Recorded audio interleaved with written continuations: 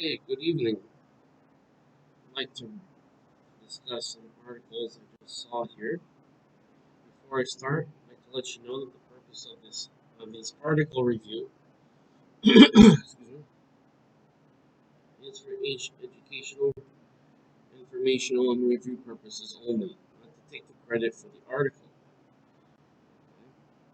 So, according to this website, from the futurism quoting organization called the Byte, um,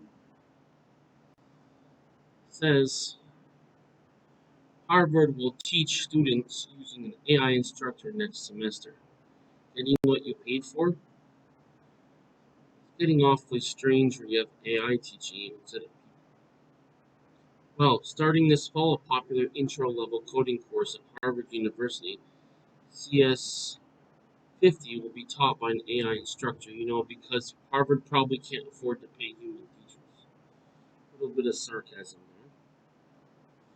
there. As a matter of fact, they have the largest endowment in the whole country in the billions of dollars. So I think they can afford one teacher.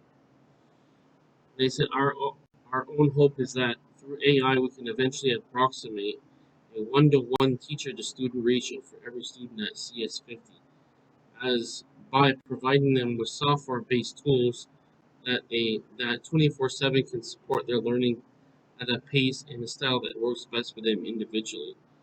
CS50 professor David Malone told the university student newspaper, Harvard Crimson. So basically, if that's the case, why do you can just go and learn the course and for free, be self-taught. If you're just gonna have AI teach you, what's the point? You can just, you can go to a coding camp for less than what the course probably charges around the same, or even just learn for free. You don't need to go to Harvard to learn coding when it's available for free. Just my take on it. Alright, so continuing on. Per the Crimson, Milan further clarified that the paper that course staff are quote, currently experimenting with both ChatGPT 3.5 and GPT-4 models, unquote, and said the course has always incorporated new software, meaning that employing an AI teacher is just an quote, evolution of that tradition, unquote. I think that's quite an elaborate excuse for not providing value, because each person is paying to go there. At least they should have a person teaching the course. And since when do they worry about a one-to-one teacher to student ratio? Most of those bigger universities, even the Ivy League schools, it's it's certainly not one to one. It's like 1 to like 30, 40, 50 or more. So AI is just basically a ripoff, in my opinion. But this is my opinion. I'll find all finding good in a healthy student.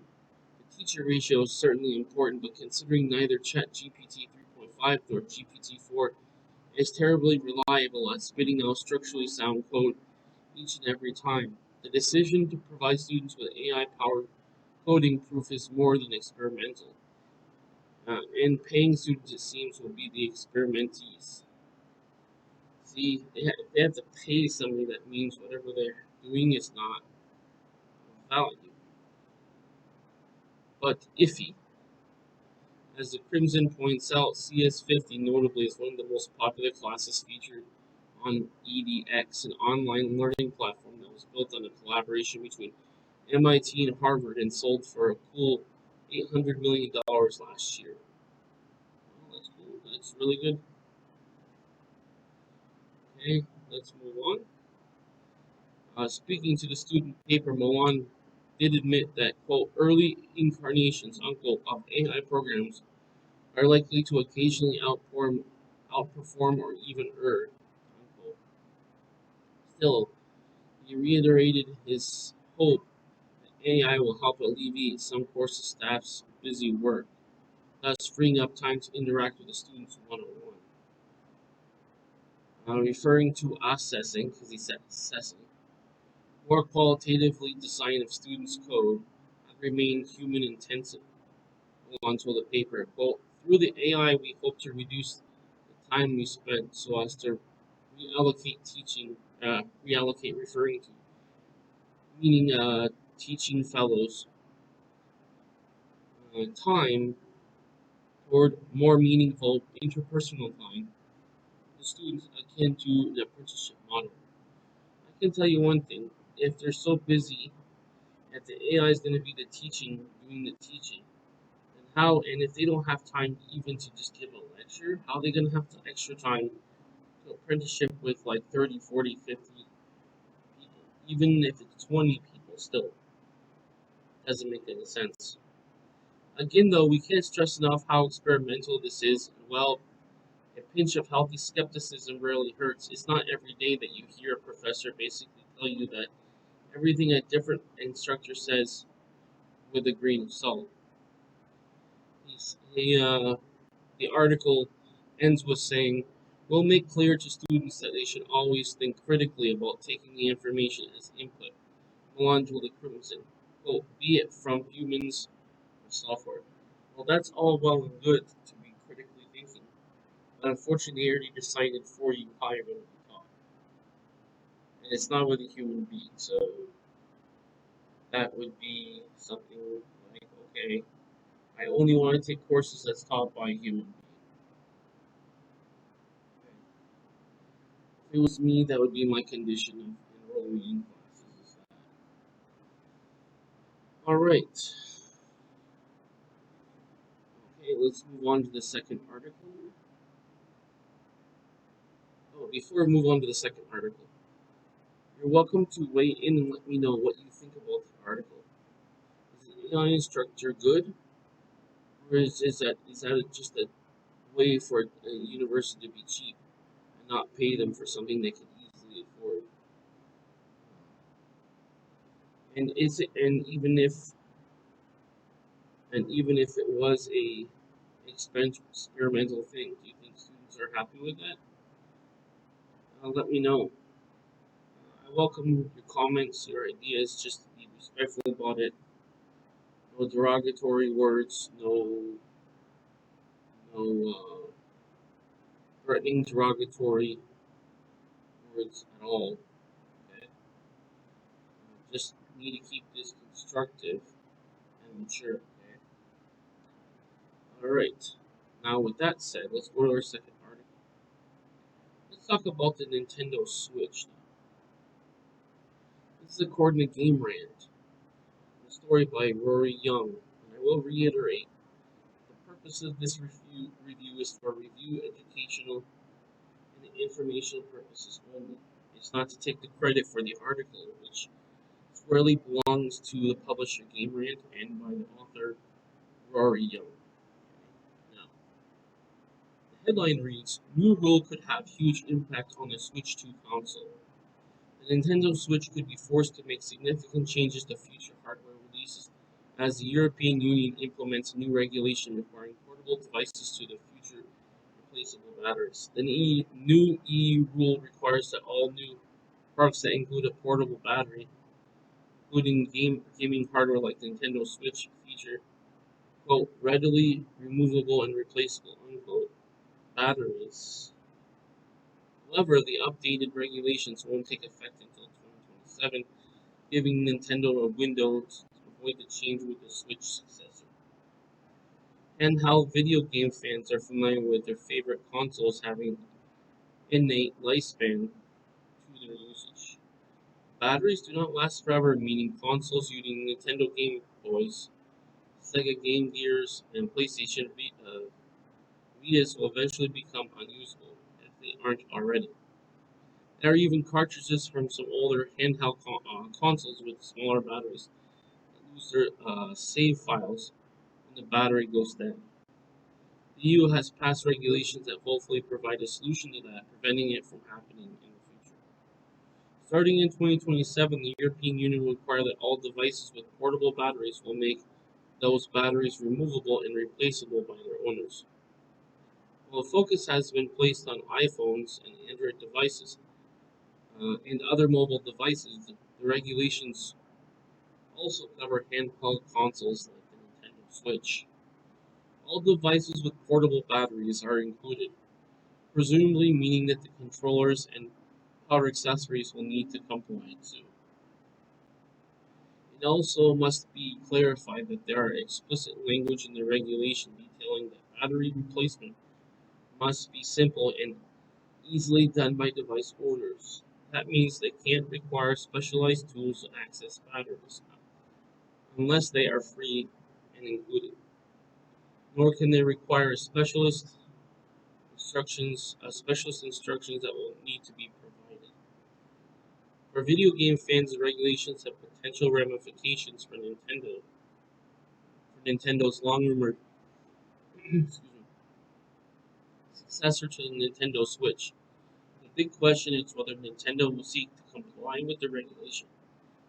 If it launches the Nintendo Switch 2 before 2027, if Nintendo doesn't add a removable battery, Nintendo Switch 2 could lead to complications when releasing SKUs after 2027. Still, if a 2024 to 2026 launch is Nintendo's plan, there's no requirement to comply. The Nintendo Switch 2 isn't the only device that will have to keep the EU's updated regulations in mind. Nintendo Switch Joy-Cons are individually powered too. PlayStation 5 controllers are also do not feature replaceable batteries. Then there is the PlayStation Q streaming device, rumored to be launched in 2023, which is this year. There are also the Steam Deck and other PC handhelds must be mindful of the regulation in the future. Even standalone VR headsets could be impacted. Immediate changes could be unlikely, whether for the Nintendo Switch 2 or otherwise. But handheld devices could be transformed over the next few years. Right, so, what do you think of the Nintendo Switch? Do you own one, or do you know someone who owns one? What do you think of the replacement? Do you have any rumors about it or any news about what it could be like? What do you think of the regulation? Any ideas? Is it fair? Is it good? Feel free to let me know. Just keep the comments respectful, non-derogatory, and non-threatening. Okay? Alright, let's go on to our third article. This is the Raspberry Pi. And when I say Pi, I'm not referring to something you eat. Now, the Raspberry Pi before was a small circuit board that acted as its own motherboard or main board, whatever terminology you want to use, where you can plug devices in and it can basically be a computer if you want to use that term. Now, the Raspberry Pi Pico Hero handheld emulates the Sega Mega Drive. So it's basically a handheld console. Alright? Now, before I continue, I would just like to make it clear that this article reading is for purposes of review, educational purposes, and informational purposes only. It's not to take credit for the article. Credit for the article goes to the publisher Tom's Hardware and to the author Ash Hill. Understand? Now, with that said, let's continue with the article. Raspberry Pi Pico handhelds might not be new anymore, but this one, developed with a maker known as Flash Thunderstorm over at YouTube, definitely kicks things up a notch. Flash Thunderstorm dubs the project as Pico Hero. It's bigger than modules like a Pico system or Pico Moroni, and it's open source for anyone who wants to make one at home. According to Flash Thunderstorm, the goal is to create its own unique take on the Pico-powered gaming handheld. While you can find plenty online, the idea here is to make one with a larger screen better speaker, and custom form factor with little artistic flair. The result is an impressive little handheld that can run custom homebrew games and even emulate other systems. And here you can see all the parts. This is the main board here as far as I know. This is, I believe, what's called the excuse me. This is the main board. These are other peripherals. I believe this is the controller. This is the case. This is the screen. These are your, I don't know if it's silicone.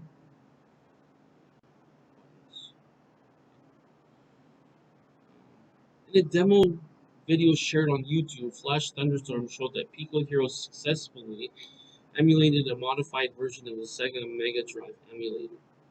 The original emulator was created by EZHXX, who created to work with ARM Cortex STM32H7 Cortex-M7 MCUs, which run at 280 MHz. Flash Thunderstorm got an emulator working on the Pico Hero handheld. The unit is powered by an RP2040 Plus module, which has a form factor of the regular Pico with few upgrades. The screen is fairly large for a handheld this size, measuring at 3.2 inches with a resolution of 320 by 240 pixels.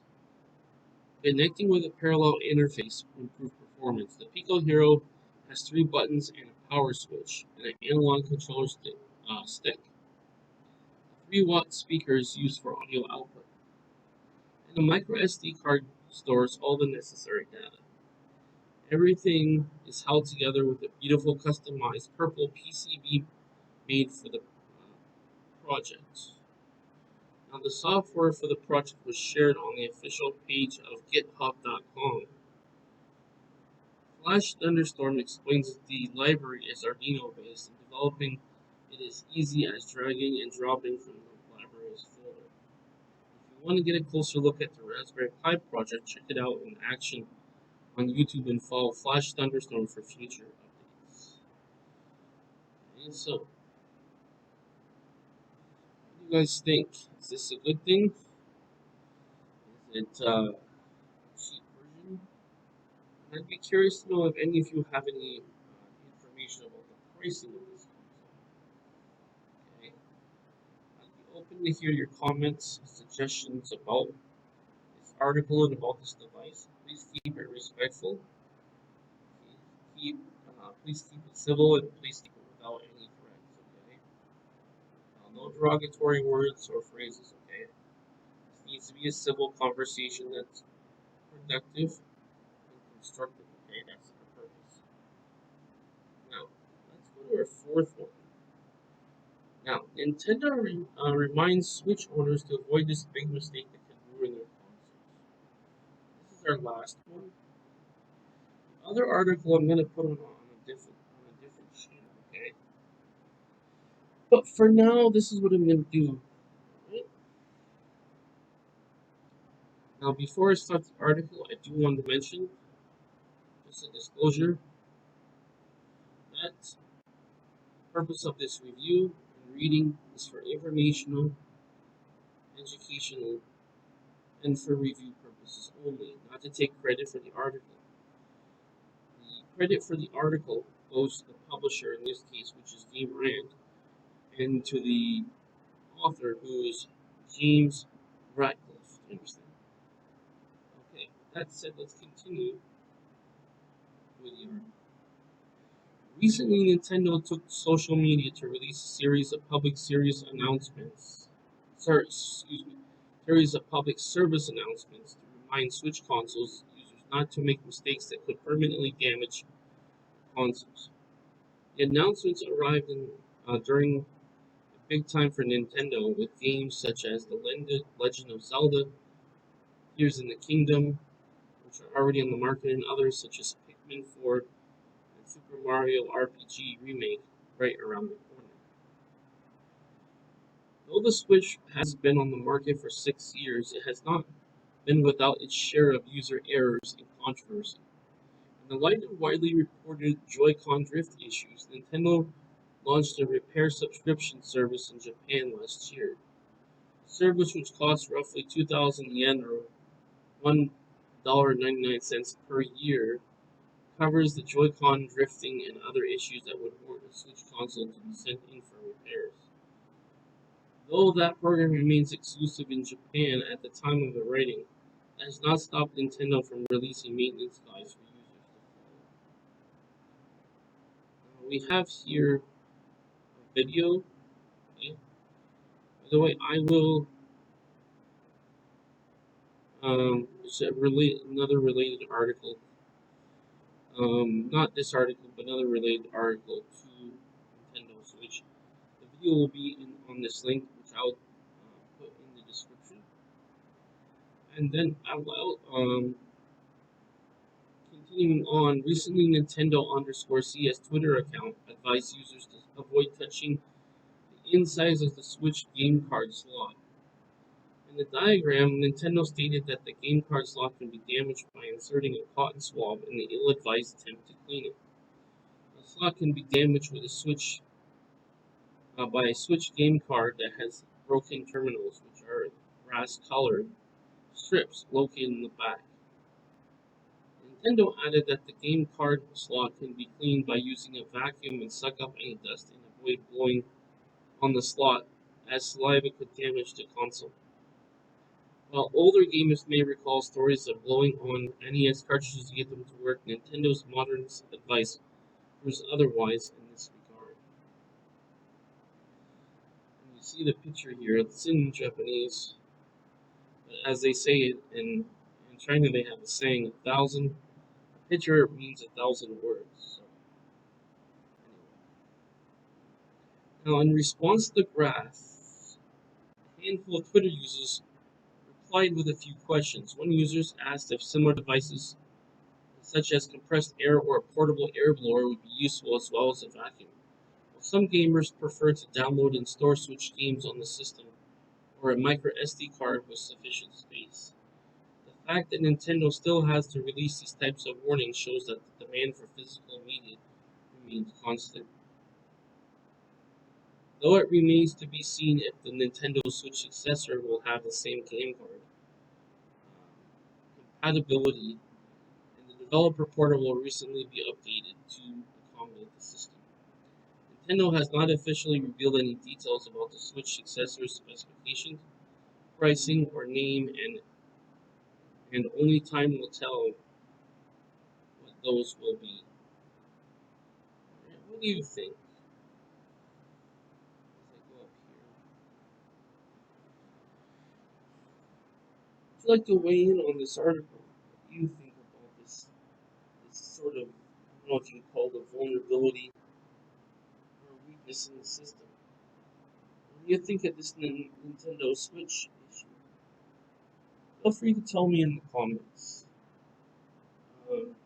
Just make sure to keep this respectful without any derogatory words or any threats.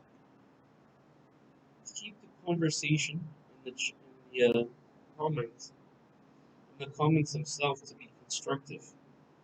What we're looking for is ways to make things better, not sarcastic, deconstructive words. Okay, so let's keep things constructive. That's all I'm saying. Just as if you were to have a conversation in person. You want someone takes the time to go over an article to be insulted.